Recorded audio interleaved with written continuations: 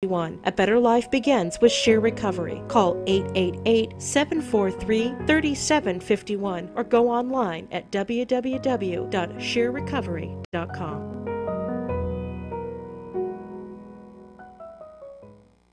KCAA, where every day is a great day. Welcome to U-Turn Radio. Here at U-Turn Radio, we believe in big-hearted communities and small government. Join your hosts, Nadia Renner, Tom Murphy, and Eric Steinman, as we work to put local governments on a diet and champion the charities that support your community. So come on, join us and let's turn it around. Welcome to U-Turn. I hope you guys are having a beautiful Sunday. Happy Sunday. We have a great show today. I'm so excited. But before we get into that, like our intro said, we believe in big-hearted communities and small governments. Right, Tom? Absolutely. And it's going to be fun today because we're going to talk about the big-hearted part of our mission. Absolutely. I'm so looking forward to this topic. It's been something that I don't know why I've always been very interested in learning about. So today we're going to cover homeless in the empire. And to me, this topic is very interesting because sometimes, I mean, since I was little, I would always wonder how come people would live like in the streets. And I would always ask, I was telling my parents about this topic today, that we were having this topic. And my mom told me, she's like, you would always wonder why, or you would ask why people live in the streets and you would want to take them home. And so this topic to me is so interesting and to learn too. We have a special guest with us today, Carol Crapson from Valley Oasis. Welcome to U-Turn Radio. Thank you, Nadia. Welcome, everybody. And thank you for being with us today. You work at Valley Oasis, where you guys definitely help people that are homeless. And so I'm very excited to learn also different things that you guys provide, and not just that, but to hear stories that I'm sure you have. Well, I have a lot of stories, and let's start off by, I'm going to tease a little bit, and I'm going to give you a little introduction to Joe, and then you're going to have to stay around for the rest of the program to hear how it ends up, okay? I love it. So Joe was in his late 20s. He had a child. He was married. He had a successful career. And due to economics, the company started shutting down, laying people off, and things got really, really stressful. And that forced Joe to turn to alcohol. And as he continued to struggle in his home, more fighting with the wife, ended up in a domestic violence situation. He went to jail. He lost his job. His wife left him. He could not see his child. And when he got out of jail, he ended up in the streets. Oh, wow. So he ends up in the streets, and that's how we're going to get into this story, this show today. Also, if this is your first time listening to U-Turn, here at U-Turn, we reward all of our listeners. If you call in 909-792-5222, that's 909-792-5222, you get rewarded. Yep, that's right. If you call in, we will spin the wheel, as you can hear. And we've given out from hundreds to thousands of dollars here, and we will donate that money on behalf of your favorite charity here in the Inland Empire. You can also email us if you have any questions, info@uturnradio.com. That's info@uturnradio.com. And you can find all of our past episodes, because we have some great ones, at www.uturnradio.com. That's www.uturnradio.com. So, is that 2 W's or 3? 3. Did I say 2? I don't know. I couldn't count. It was pretty fast. Really? Okay, www.uturnradio.com. Right. I love how Eric is always the number guy. He's like, wait, was that 1 or was that 3? But it's 3, just to clarify. So, Carol, you just shared a little bit of Joe's story. But before we finish or get into Joe's story, how did you get involved with Valley Oasis? Well, About 21 years ago, my predecessor, Pat Overberg, we had met, and she encouraged me to go to work with her. At the time, Valley Oasis was only a domestic violence organization, an emergency shelter with supportive services, and very small company. And I really didn't want to work with domestic violence. I liked what I was doing, but she encouraged me to come over, and it was the best choice I ever made in my life. From there, I had a board that was gracious enough to trust me and my crazy ideas and my visions. And out of that, we have grown. We have a rape crisis center. We work with human trafficking victims. We have a child abuse treatment center. We have over 5 homeless programs. We still have our DV shelter that's almost 38 years next month. And so we've grown. And we stay true to our mission, which is helping victims of social and domestic violence and homelessness. And one of the reasons we got into working with homeless is at the time, about 14 years ago, there were no other organizations up there that wanted to work with homeless. And at the time, there was about 28% that was being counted where victims of domestic violence, women that were homeless, were victims of domestic violence. And so that their children were also homeless because of the domestic violence. So that really was a passion of mine and the board's. And so we decided we needed to do something about it. And so we started working with an access center, just providing resources and referrals and food and just talking with people and hearing their stories and connecting them to other resources. We now have over 5 programs focusing on populations from veterans to chronic individuals, disabled, domestic violence. We have 2 pilot programs looking at the intersection of domestic violence and homelessness, which is a really interesting challenge because the populations are so different. And we work with about 80 other community collaboratives, bringing it all together. So it really does take the village to help these individuals move on their way and hopefully become housed and self-sustaining. Right. You say you are with, you've been with Valley Oasis over 21 years. 21 years. Was that something that you always wanted to do, like in the beginning when you first started your Absolutely career? Absolutely not. Okay. What did you want to do? I was a great therapist, and I loved being a therapist, and that was my heart and my passion. And coming over to work with DV, it was like, nah, I don't get these people. They keep going back. Who would want to get beaten up? I don't get it. And then the more that I learned, and the complexities of domestic violence, and then the complexities that result in them getting homeless, it just started tugging at my heart. And, you know, I just haven't left. There wasn't a purpose to leave anymore because my purpose was Valley Oasis and the community we served. So I love that I have a board that lets me go crazy, lets me create new programs. We've piloted and become a model in 7 different programs, and this is not just local, it is national. Right. We were the first shelter in the United States to accept male victims of domestic violence. We were the first shelter that accepted and treated LGBT populations, as well as treating boys over the age of 13. We were responsible and with working with Assemblywoman Sharon Runner to create Peggy's Law, which holds third-party, like public investigators, things of that nature, hold them accountable if they don't do background checks on people looking for missing women and children. So we were able to create a state law. That was amazing to be a part of that. And, you know, we're constantly looking at how do we improve what we're doing? What's the better, you know, box that we need to make? And so right now in homelessness, everybody is working on a housing first model, and there are 9 communities across the United States that have reached what they call variable 0.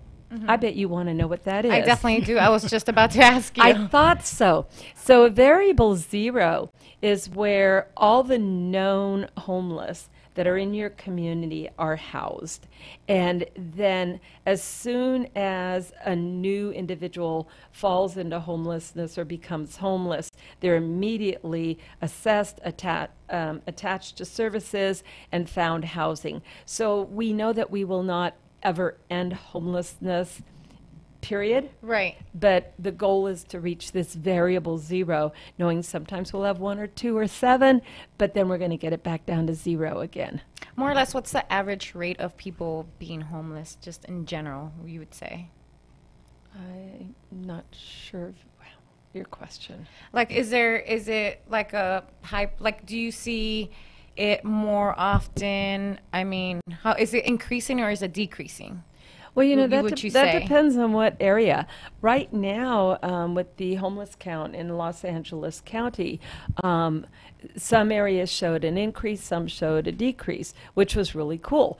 But what happened this past year with the passing of Measure H and $355 million that came flooding into LA County to provide services, we found a lot of housing, and old hotels were renovated. People opened up their housing. So what was affordable and what was available this first year was really used up.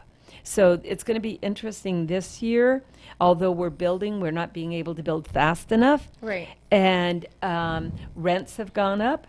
And so with rents going up, there's people that were barely making it, such as people on welfare, the elderly, disabled that are living off of disability. So those individuals with those fixed incomes, their income is going up about 3% every 5 or 6 years, where rent is going up 33%. Wow. You say housing, and we here at U-Turn Radio had a building department show where we understood that it's a long process to get into a building, get permits, and that type of stuff. So when you talk about housing, how do you guys go about trying to get housing? Is like you mentioned old hotels. Is that kind of like what you guys look for most part? Well, we don't even have any of those left anymore. What we do is we're working with landlords that will lease or rent us a house. And so what we're doing is what's very popular not only in LA County but across the United States is shared housing. And so it's much more affordable. But even that has gone up. So people right now... What is that, Carol? That's taking a single house and having multiple families or multiple unrelated peoples live in it. Yes. Yes. And, so if you have like a 4-bedroom house, yep. if you had families, you'd have 4 families in there. If you had individuals, if it was an all-males house, then you could put up to 4 people in a bedroom. So there's historically been a stigma over that, and I know that certain areas, like in New York, where the cost of housing is astronomically high, they're actually moving to take that stigma away and say, hey, look, this is okay. It's actually good for the environment to have multiple people in a single residence and stuff like that. So, well, and we're finding that, there's good and bad to both sides, to every issue, right? And so shared housing can be really good because the people in the house will develop a support network with each other. They if they're not killing each other. If they're not exactly, or giving each other drugs or sexually assaulting each other, and so there's all of that as well. And they have some wild parties, and that also feeds into NIMBYism. It feeds into the neighborhoods filing complaints. It feeds into the city coming out and finding the landlord because he's got so many people in his house where he did. And then turning him over to a private attorney. Exactly. Which is another show on U-Turn. We digress into another issue, but I think we're going to do that a lot because it just happens. So that's something that really works. One of the things that valuations... Is there any situations from a physical standpoint where they gone and shared housing and made some changes, like individual entrances to the different rooms that have worked better than others? I think that's a great idea, and I'm going to take that back.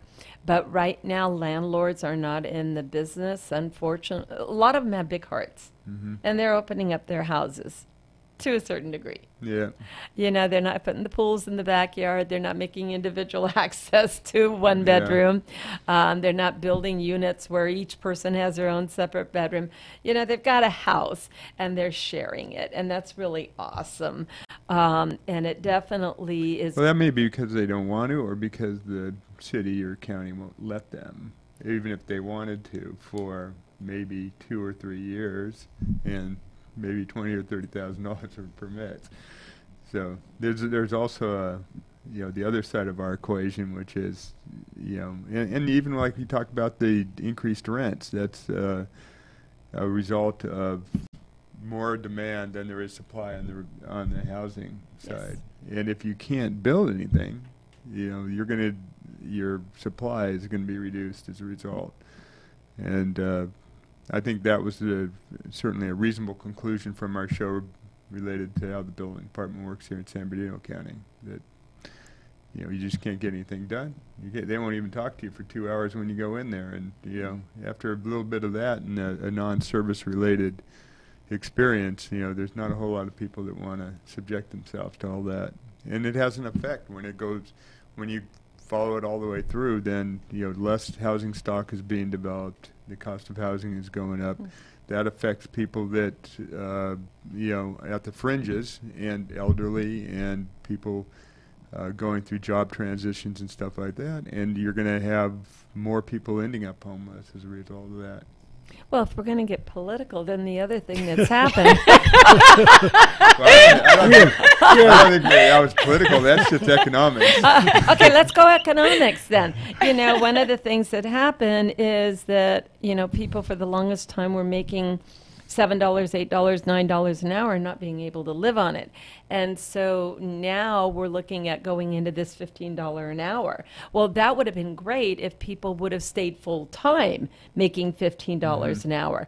But you have your nonprofits, you have your small mom and pops with maybe 3 or 4 employees where they're required to pay the minimum wage of $15 an hour. So what's happening to people, which ultimately they end up becoming homeless, is that people are hiring individuals for 20 hours a week, 10 hours a week. Try to make them they're part-time. so they don't fall into those rules. Got it. Exactly. The city of Seattle did that, and they did a study, and it wasn't a mystery. That's how the businesses respond that way. It's like, okay, we're going to have to cut hours for people because we just, you can't get blood out of a turnip. And so when you go part-time, you lose all your benefits. When you lose your benefits, you have more health problems. Yeah, and if you have one, you don't get it treated, and it snowballs.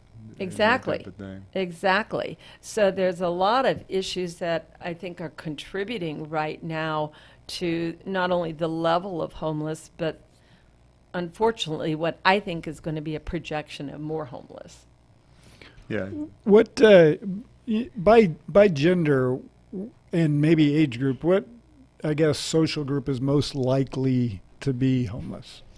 Well, in the homeless count for 2018 in LA County, the group that is the highest is 18 to 26. So they're people coming out of the foster care system. They have no support. Oh, wow. We're not being able to deter them. They're not being able to go back to families. And so they're coming out with a high school diploma, but it's like, oh, you're 18, happy birthday, get out of my house, here's your bags, good luck with that. Okay. So one of the things that I think if we were to think outside of the box for the future to help this particular population is kind of like what we did with insurance. People used to, as soon as your child turned 18, you could get them off your insurance, your rates went low, yoo-hoo!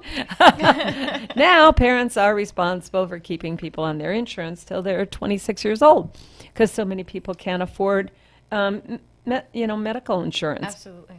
And so I think that's something that we could be looking at is how do we improve that foster care system so that the kids coming out of foster care are better prepared, more highly trained. There should be like a transition to me where they have a few years where they can start college, go to trade school, and are coming out of this with a lot better chance of surviving instead of coming out getting hooked up into human trafficking, becoming a victim of domestic violence because they're out on the streets or there's no place to live, and so some nice person comes along and says, I'll take care of you.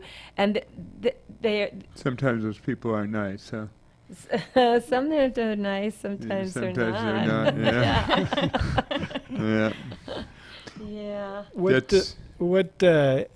I'm sorry, but in general, how would a nuclear family end up being homeless? Medical. What medical. exactly is a nuclear family? Let's say a mom and dad and a couple kids, or a mom and a couple kids. Yeah, or Okay. dad and a couple kids. Right. Let's not forget that guys have them too. So the nuclear family, you're usually looking at maybe a major medical expense happening, or again, you've got a mom working 2 or 3 jobs trying to keep their family ahead, and with the $15 an hour, they're being cut. She's got to go out. She's got to find private insurance for her kids because she's making too much to be able to get on welfare, but doesn't make enough to be able to sustain that kind of situation. Fleeing domestic violence, as I said earlier, is a big issue.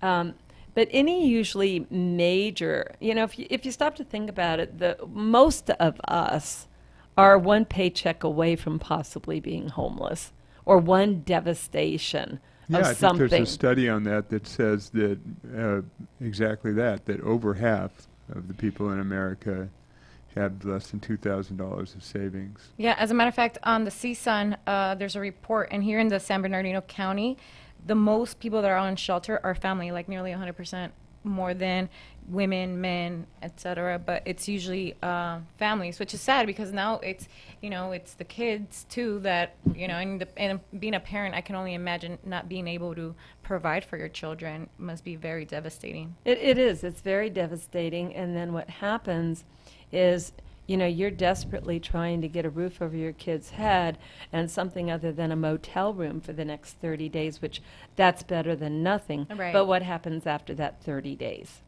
And the way the system is set up right now, we have crisis housing, which is 30 days. That goes into a bridge housing, which can go up to 190 days. But after that, the Housing First model states that nobody is required to utilize any services that are being offered. So you can have mom with a drug habit who gets housed, but she doesn't have to go in for services. And so, in 90 days, 190 days, we've housed her, but now she's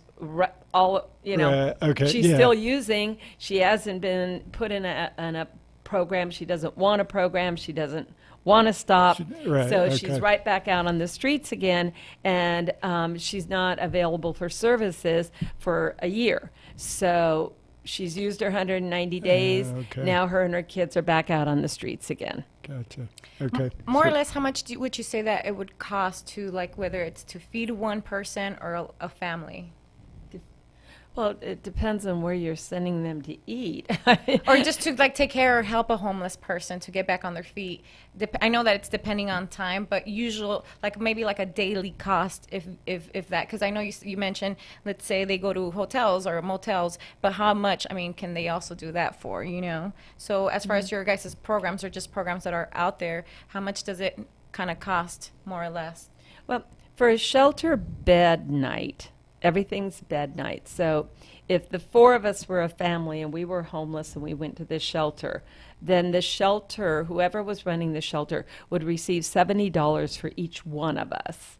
Okay, that'd be $240. You're doing the math, $240. But that $240 has to provide food. It has to provide transportation for us for that day. It has to provide showers. It also has to provide linens and bedding. So it's not enough. When you look at the cost of groceries, when you look at the cost of security for a shelter, supportive services, the upkeep of a building, utilities that are going sky high, $70 is not enough. So people even running crisis and bridge housing are struggling within their own programs just to keep going. A lot of churches do food drives or provide hot meals, but it'll be like you'll have 3 doing it on Saturday for lunch. You'll have 1 doing it Thursday night. You'll have, and they can only feed so many people. Right.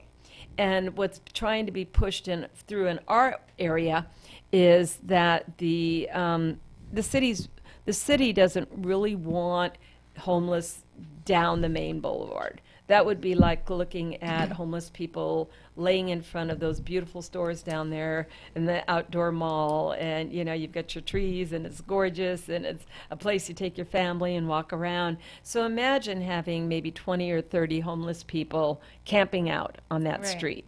And the shop owners don't like it. It drives away business. People are scared. People don't want to take their kids down there.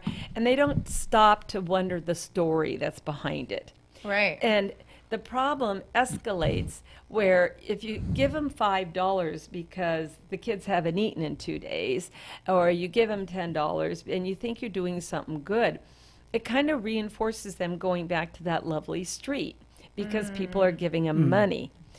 What should be happening is homeless outreach teams should be over there. They should be talking about them, identifying them, getting them hooked up to a shelter or a crisis housing, some sort of intervention to get them off the streets and doing something more productive. But again, with the Housing First model, you cannot make somebody do anything. Right. Before, when we started the show, you mentioned Joe who went homeless, Yes. and you were talking about Joe when we first started. We're going to cut into a commercial break, and when we come back, let's finish Joe's story to hear his, All right. how he ended homeless here on U-Turn Radio. We'll be right back to U-Turn after this commercial break. Don't go away.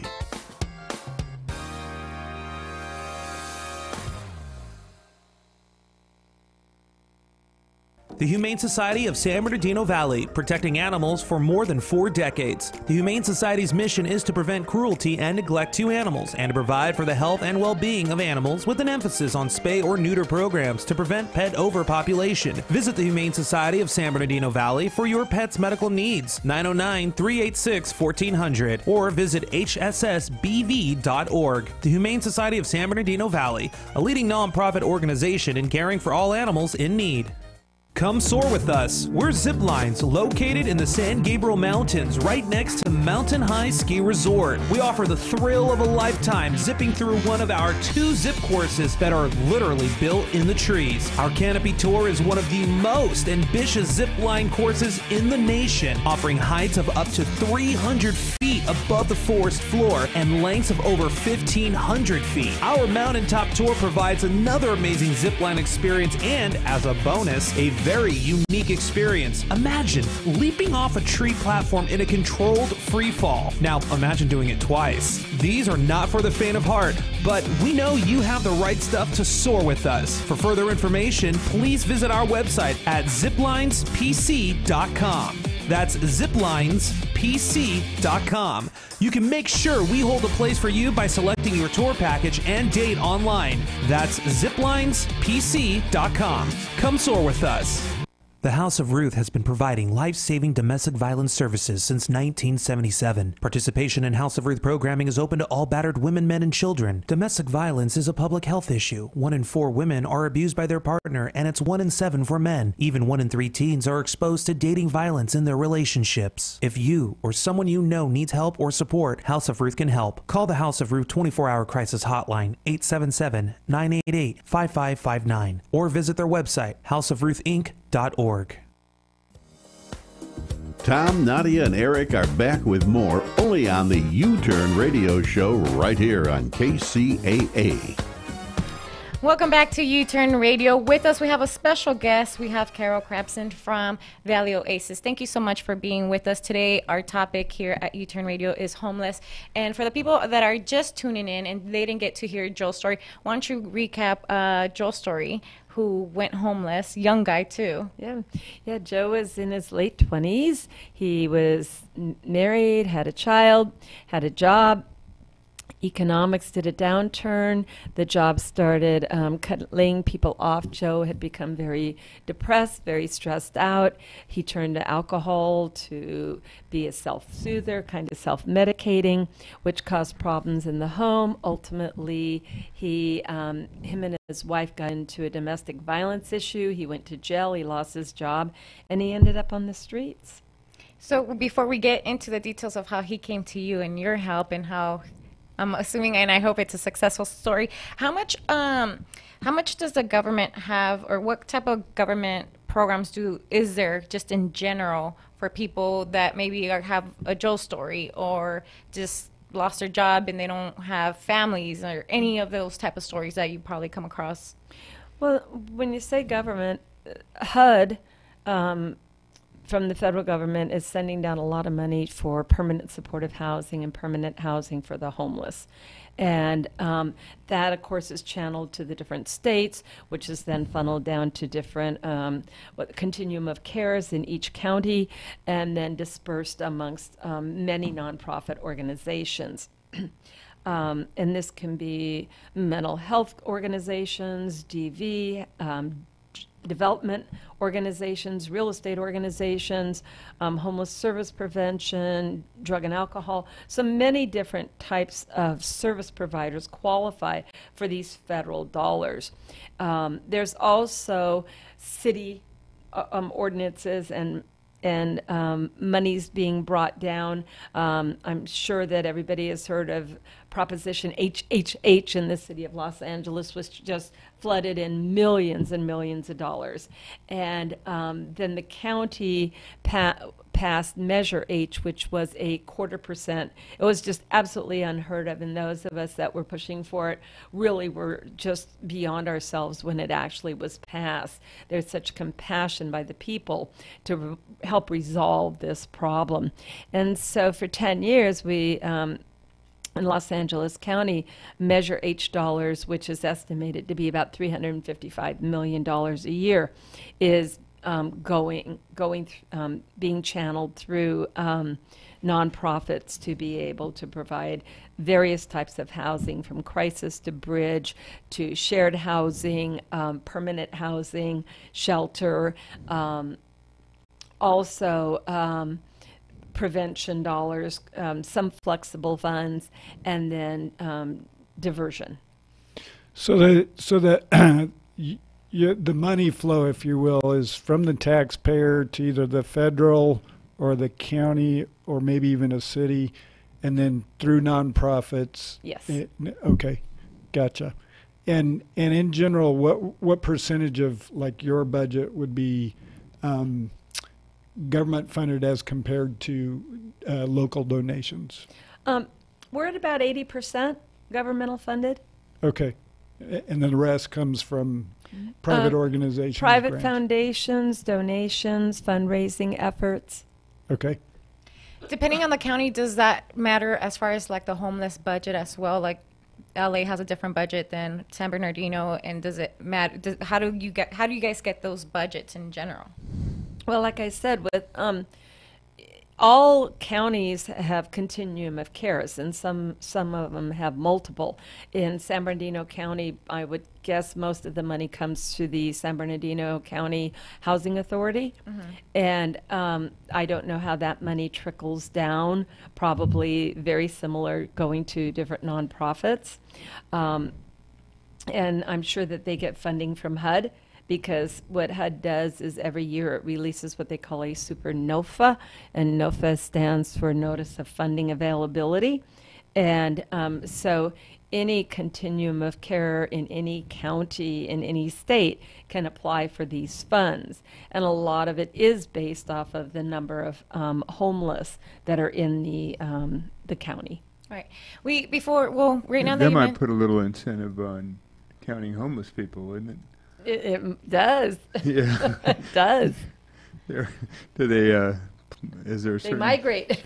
is there a certain time that they count homeless people? There is. It is the same time every year across the United States, and it's 2 days in January.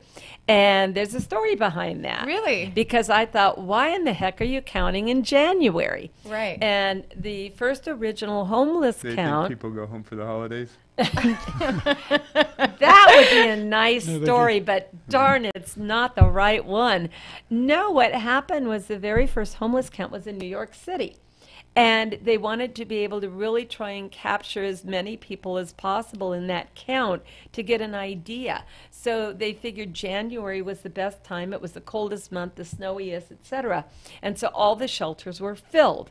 So they chose around January 18th through 21st, somewhere around there. It changes given a day or two. And that way they were able to get the most accurate count. So that just kind of stuck. Now, for those of us out in the desert, we're up at 3 o'clock in the morning, and in January it's a tad bit cold, and we're driving out in the dark in the middle of nowhere in our four-wheel drive vehicles, trying to look for encampments and people. We don't see very many people on the streets, but we do see. At that time, they're not out. In They're the streets. hiding. Yeah, it's like, excuse me. They're trying to keep warm. If you wait till 7:30 when The sun the comes up. churches and everybody's starting to feed, that would be a much better thing. But they count the DV shelter, they count the winter shelter, they count the homeless shelter. They look at houses that are known that are being shared living. We look at crisis and bridge. All of those are part, but it's actually just driving literally street by street by street and looking at cars, RVs that look a little bit run down and not the RV that's someone in the garage that's being well taken care of. And then we're out in the desert and we're tromping through the desert. And, you know, the only thing I love about January is I don't have to worry about the rattlesnakes. So, And San Bernardino's count from this year, they counted on the 25th of January, 2,118 persons, and that's a 13.5% increase from the year before. And in general, didn't we look at some numbers over the last 10 years? They've got like a 50% increase in homelessness. No. Or that was that's not poverty. That was it's people poverty. living below the Yeah. poverty line. Yeah. Okay. which will be the next group of homeless Yeah, which are the people and the that are at risk. Right. Yes. yeah.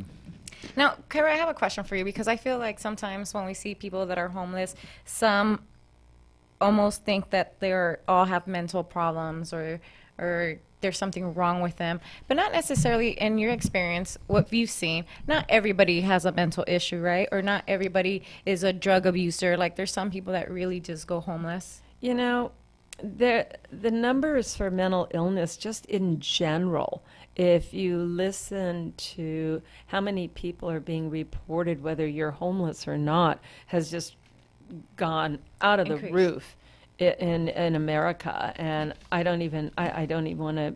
I question all the time why. What's happening in our society that so many people are struggling with mental illness? The numbers are so you wouldn't question that they're counting different because there's federal dollars associated with the counting and stuff like that. You know, I don't know. That's always a question that one has to ponder, is if there's some of that The going incentives might have into changed it. a little. But what we're seeing is, you know, it's kind of like what comes first. Let's take the TAY population that are 18 to 25. You know, you're in What do you call that? TAY, transition age youth. Okay. So they're transitioning from foster care into the. And DV is domestic violence. Oh yes, Get the thank you. acronyms out I'm there. sorry, I threw out the Yeah, thank you got your business. I just blah, blah, blah, blah, yeah. I do telecom. I could do that to you. Over here all day. Yeah, I'd be going, huh? Yeah. What are you talking about? Thank you, Eric. I forget that not everybody speaks my acronyms. So so I think that when we talk about transition age youth coming out of the system, they're in foster care for a reason, and it wasn't usually because they wanted to be in foster care. And so normally they're already coming home from a home where there's dysfunction, there's abuse, maybe they were molested. So these individuals normally do experience depression, anxiety, and hopefully if they utilize, for those that utilize mental health services while they are in the foster care system and being in a good foster home, they come out of that a much stronger, better person. We see families, like I said, you know, one mental, a divorce, the loss of a spouse, you know, being cut back because of the minimum wage going up and companies not being able to afford it. No, yes, that causes depression, but it doesn't mean that everybody that out there is homeless is depressed because they're homeless, and it doesn't mean that they are homeless because they were depressed. Right. You know, and same with domestic violence, same with any other issue. You know, there's a wide span out there of individuals that are struggling with homelessness right now. And I think that in the next year, it's going to be very telling. We're only a couple years into really aggressively looking at the issue of homelessness and trying to do things about it. We've come up with a program that works great with veterans, that works great with chronic homeless. That was the first two populations that the federal and state dollars went into to address. Lots of money on veterans. And so veterans populations really saw a sharp decrease over the last 2 years. And in many of these areas where they achieve functional zero. And just again, for new listeners, functional zero is kind of like this coined term, which is the goal, because we know we're never going to get rid of homelessness. So the goal is to reach this functioning zero, knowing that on any given day we could find a new family or we could find a new individual. So I don't think it's one thing. Anytime we look at an issue in society, there's more than one thing happening there. Right. And I think it needs to be addressed from multiple lenses. Right, because again, according to CSUN, the article that I read, 12.6% of homeless were veterans. And that's where I could probably understand more of like mental issues, because I think like there's still not enough programs for them when they come back to deal with certain things. So that's understandable. And it's like, okay, so now they went and served, now they come back, we don't have the right programs, they go homeless, and now they're dealing with the mental issues being homeless. So that must be even more difficult. Yes. And especially in this number, the 12.6%, that's in San Bernardino County, that CSUN covered. So I can only imagine, like, I'm like, okay, well, like you explained, I'm assuming that there's different stories as well. Is there a story that you can share with us, maybe like from a foster kid, that it's maybe a successful story that you went through your guys' program? Oh, we had one lady that came in. She was 18 years old, just getting out of the system, and she had a 1-year-old daughter, and just what system? The foster care system. Okay. And so she really did not want her daughter to face the things that she faced when she was growing up, and so she actually came in. She was off the streets. She came in and she called the domestic violence shelter because when she was 18, she met up with this guy. He was just super nice to the kid, gave them a home, played dad for a while. Everything was hunky-dory, and then started abusing her. And she was so terrified for the child. The Department of Children and Family Services had come out and said, you either leave this home or we will take your child away from you. And this happens quite frequently. So she leaves the home to what? Nothing. Right. She doesn't have a job. She doesn't have a support system. So she came through our domestic violence shelter. And while there, just really, this was an individual that if you said, we would like to recommend you go to therapy, she was in therapy. Where's the therapist? You know, where do I get help? You know, what do I need to do to sign up for disability? What do I qualify for? Where do I go? And it's just every day that she was there, she was doing something to help her situation. And we were able, through our domestic violence homeless pilot project, to secure housing for her. And by the time she was leaving our 60-day DV shelter, she had already secured employment. Oh, nice. She had an apartment, and she continues to go through our outreach support groups. And this is just a young woman. This was several years ago. She has since gone on and gotten her bachelor's degree. Oh, that's great. And so now she is starting her master's program in October, and she wants to be a social worker, and she wants to give back, and she especially wants to work with foster youth that are coming out saying, I can, you can do this, but it's a lot of hard work. Right. Something that I was looking at your guys' website, you guys have a thrift store. Yes. Where people can donate clothes as well, which helps people that are homeless with clothing. Because I was like, this is such a great idea, because when you're looking for a job, you have to look a certain way to get that job. So I thought it was very interesting. I don't see a lot of places that have that type of help where clothes is very important for homeless, because even when you go homeless, you don't carry all your stuff. What are the main things that you probably do carry? Well, like you said, you don't carry a lot. Right. And then some of that little that you do carry gets stolen, or if code enforcement comes in and bulldozes the encampment you're living in, you have nothing. And so with our thrift store, and we have big competitors, like a mile away is this huge Goodwill store, and but what's unique to us is our store purely exists for all of our clients. So we pay the overhead, we have 2 staff that are horribly underpaid, but everything that's donated goes back, whether it's to the DV shelter, whether it's to our homeless programs, to our sexual assault programs. Right now, we are helping another nonprofit that does this. It's a mental health agency, and every year they recognize their members that have gone on to do great things and graduating from their programs and are getting jobs.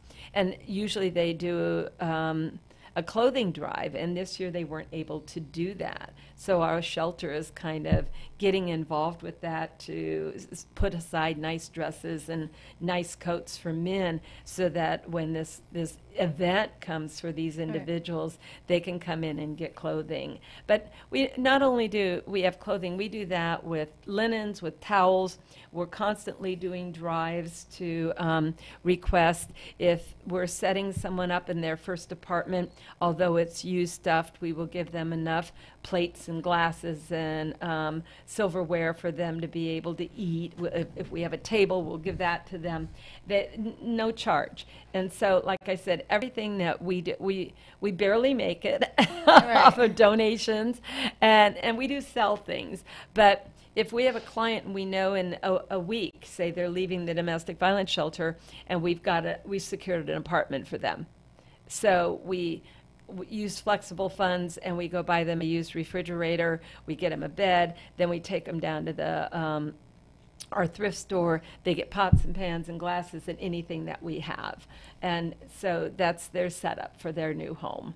And, sometimes it's those little things that make the difference between somebody staying housed and somebody going back to I the agree. I streets. looked up here in San Bernardino if there's something like that, and there wasn't. So I think that's a great idea to kind of implement here in our county that you guys are doing over there, because I think that's one of the major keys too, to get back on your feet and especially when you're looking for a job, it's so important to look the part to try to get that job. Well, each one of our programs has, within that building, also has a separate clothing closet, which have interview clothes for women and men.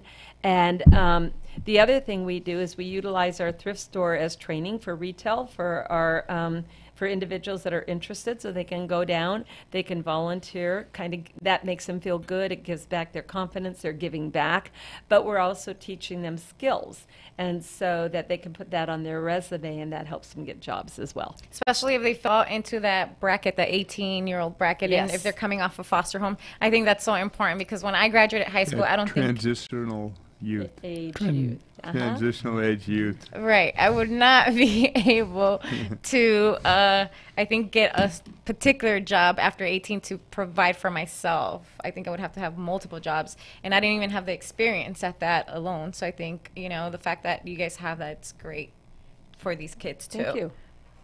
So let's go back to Joe because we're about to wrap up here. Yes. Joe is who you started telling us about He's on the streets. a story, right? That he was married, had a job, lost his job, and had problems, and he ends up homeless. Yep. And drunk. Drunk. And drunk. So how did he come to our program? One of our workers was going into the liquor store, and Joe was outside begging for money. And of course it was for food, and it was like, no. So our worker went to the truck, got a flyer, went back, and sat there for 2 hours and listened to Joe. And listened to Joe's story. And that's all he did was listen to Joe's story, handed him the flyer, and said, dude, you come in and see me tomorrow, and let's see what we can do to help you out. And the worker left and felt, I'm not going to see Joe again. But 8 o'clock that next morning, Joe was there, and he looked at him, and, our worker said, wow, I really didn't think I was going to see you. And he said, I held on to this all night last night, and I thought, this is my ticket to see my daughter. So he went in. Within a week, he was attending substance abuse programs. He was getting case managed. We got him into a shared living. He sobered up, and a year later, he was able to start visitation with his daughter. Oh, wow. And this has been 2 years now, and Joe is clean and sober for 2 years. He has joint custody of his child, and he is working full-time. That's great. That's an amazing story. Now, before we leave, I do have one more question, and it's, as citizens, what can we do? Because I know you said sometimes giving money to homeless people is not a good idea because then they'll just keep coming back to that area, and that hurts business and that type of stuff. What are the things that, as citizens, we can do to maybe help people that are homeless or when we see them out in front of stores? Well, one of the things that I encourage is don't get money, but you can give other things. What we're trying to talk our community into doing is getting together, whether through churches or if you're involved in like Kiwanis or Elks or a women's club, that you make little baggies and you put a toothbrush and toothpaste and mouthwash, hand sanitizer, chapstick, and just little things like that, because those are things that really make a difference in their world. Giving money is only going to possibly feed into, if they have a substance abuse issue, that's where it's going to go. If they have a drinking issue, that's where it's going to go.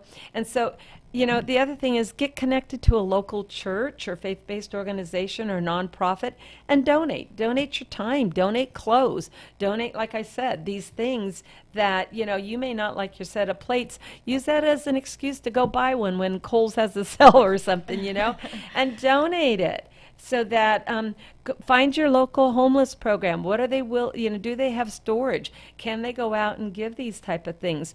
Your old chip plates could be the one thing that, like Joe just getting a flyer. Right. They forget what it's like eating off a plate. And that one thing could turn them around. And that's really powerful. We have to remember that they're human beings. I think one of the things that frustrates me the most is that we're lumping everybody into a category called homeless, and we're objectifying them. We are dehumanizing them, and we're making them into something that everybody fears. Oh, there was a couple times in history we've done that as well, and it didn't turn out well. So, we need to remember that these are people. And that, we don't know their story, but if we're terrified of them, shame on us. Right. If you just stopped and talked to the Joes of the world, you might hear a story that it could be you, it could be your brother, it could be your aunt, and it could be your child. Joe could be anybody. So listen to their stories, and there's a lot of ways to help out. Thank you so much, Carol, for being with us. This was so great to just really get the knowledge on this type of stuff. Do you guys have any other questions for Carol before we leave? Tom, Eric? No, I don't have a question. I have plenty, but it ain't going to happen before we leave.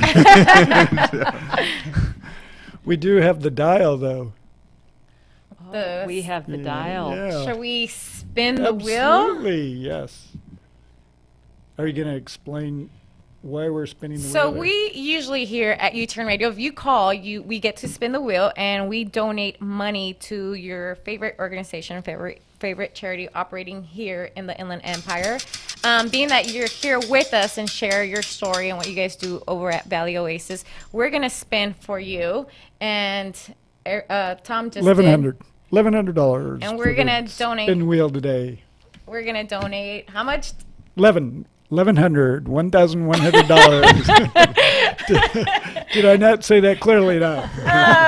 It was one of those acronyms that we don't understand. Well, and that's going to be for Valley Oasis, Carol. Thank you so much. Wow, that's better than going to Vegas. Hey, that's true. You see why you should call in too here at U-Turn Radio, 909-792-5222. Next Sunday, we're here same time. You do win here. You do win. Las Vegas is not promising. You probably lose a lot of money, and let's not talk about hangovers either. But that wraps it up for us here at U-Turn Radio. Thank you for joining us. Thank you, Carol, for being with us as well. Thank you for having me. Thank you.